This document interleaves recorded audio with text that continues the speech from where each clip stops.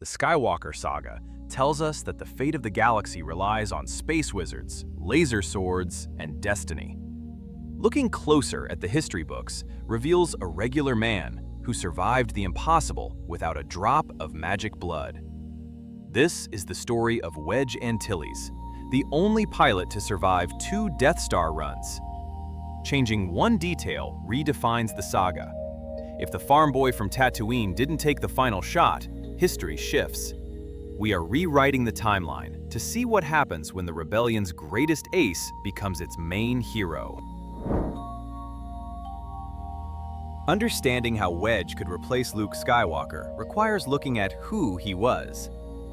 Born on Corellia, Wedge didn't have a destiny written in the stars, but rather skills written in sweat and engine grease. In our timeline, he lost his parents to pirates and joined the rebellion simply to fight for what was right.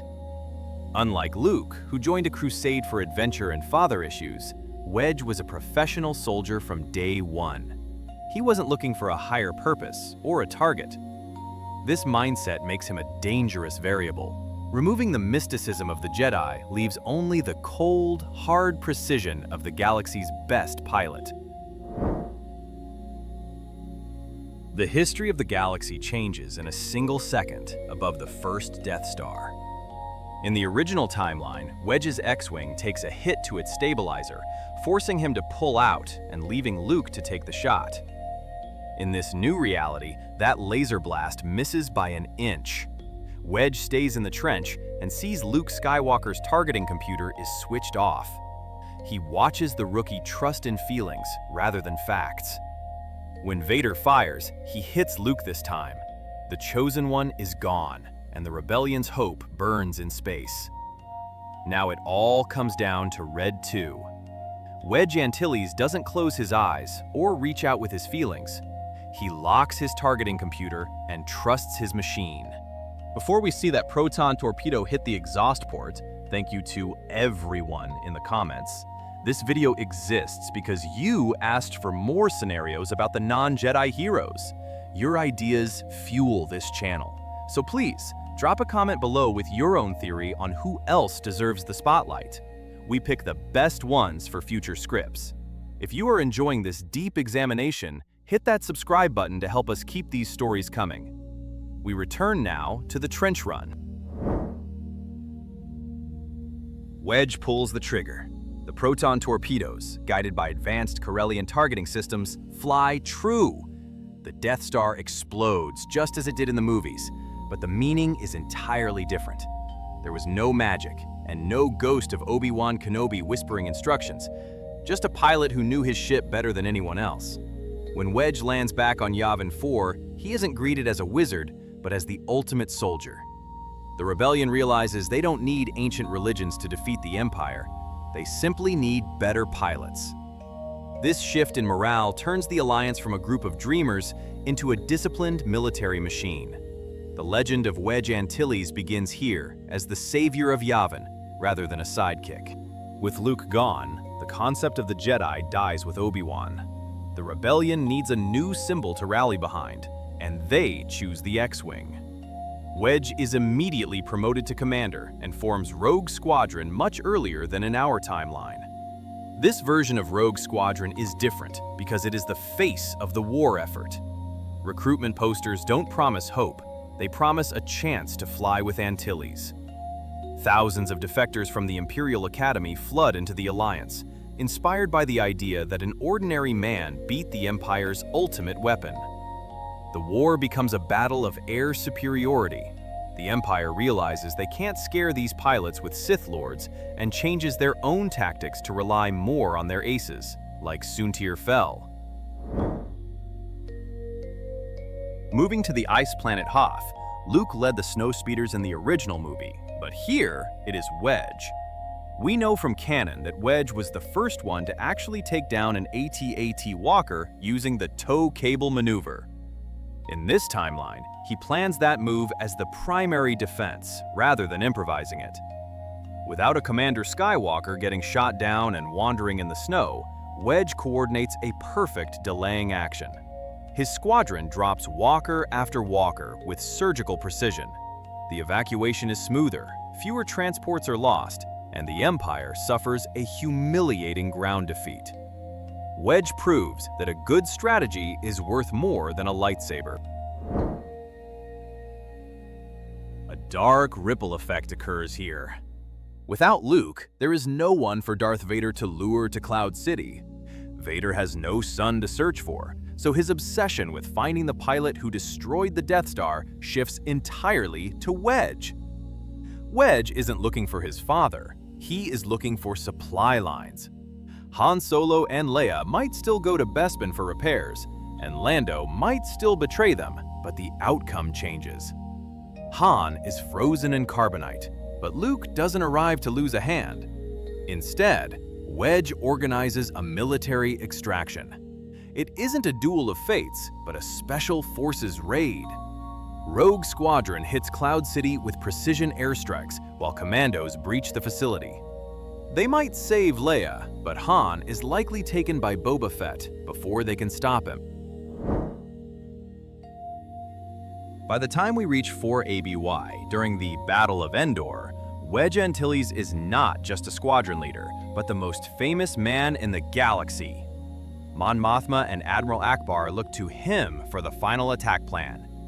In the movies, Lando led the fighter attack, but in this world, it is all Wedge.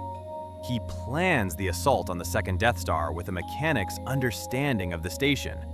There is no ground team led by Han Solo to disable the shields, as that job goes to a full battalion of Rebel Pathfinders. When the trap is sprung and the Imperial fleet arrives, Wedge doesn't panic. He dogfights his way through the chaos as his Red Squadron cuts a path for the cruisers. He enters the superstructure as a calculated execution rather than a desperate gamble. This moment cements his legacy. Wedge flies into the heart of the second Death Star. In our timeline, he destroyed the power regulator while Lando hit the main reactor. Here, Wedge does both. He fires a double volley, crippling the core and peeling away at maximum speed. As the station consumes itself in fire, Wedge Antilles becomes the only being in history to single-handedly destroy 2 moon-sized battle stations. The Empire doesn't just lose its Emperor, it loses its terrifying aura. They were beaten twice by the same guy in an X-Wing. The message to the galaxy is clear, that the Empire is big, but brittle. A kid from Corellia just broke it again.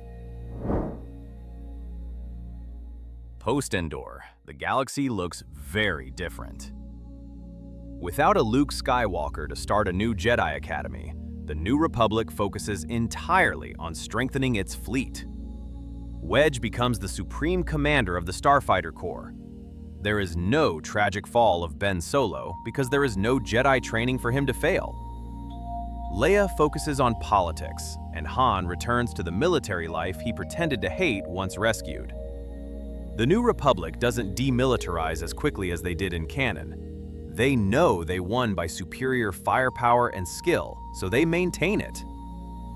The remnant of the Empire is hunted down, not by seeking balance in the Force, but by systemic sweeps, led by Rogue Squadron. In the expanded universe, Grand Admiral Thrawn was a nightmare because he studied art and psychology. In this timeline, his main opponent isn't an unpredictable Jedi, but the disciplined Wedge Antilles. This creates a fascinating rivalry because Thrawn respects Wedge. He sees him as a worthy adversary who understands order and tactics. Their battles become legendary games of 3D chess, where Wedge anticipates Thrawn's moves through experience rather than premonitions. While Thrawn might still win battles, he can't account for the rogue factor, which is the sheer improvisational skill of Wedge's pilots. It turns the Thrawn campaign into a grit-and-grind war movie, rather than a mystical space opera. The biggest change is the Emperor's return. In canon, Palpatine relied on the obsession with the Skywalker bloodline to enact his final revenge. He wanted Rey and Ben. In a galaxy where the Skywalkers are a footnote, Palpatine has no vessel. There is no dyad in the Force to exploit. The Sith Eternal on Exegol are waiting for a challenger that never comes. Instead, they get Wedge Antilles. When the First Order eventually rises, it faces a new republic that never forgot how to fight. Wedge is now an admiral and spots the threat early. The Starkiller base isn't destroyed by a scavenger, it is destroyed by a fleet led by the man who wrote the book on destroying superweapons. Being the main hero takes a toll. Luke could retreat into the Force, but Wedge has to live with his ghosts. He remembers every wingman he lost, like Porkins, Biggs, and Dak. In this version of history, Wedge isn't just a cool pilot, but a war-weary veteran, carrying the weight of the galaxy. He represents the common soldier. He shows that heroism isn't about being chosen by destiny. It is about showing up every day and doing the job. He marries Nora Wexley, not in retirement, but as a partner in command. His story becomes a grounding element for the galaxy, teaching future generations that you don't need to lift rocks with your mind to move mountains. This scenario is compelling because Wedge Antilles is US. He has no powers and isn't royalty. He is just a guy from the suburbs of Corellia who got really good at his job.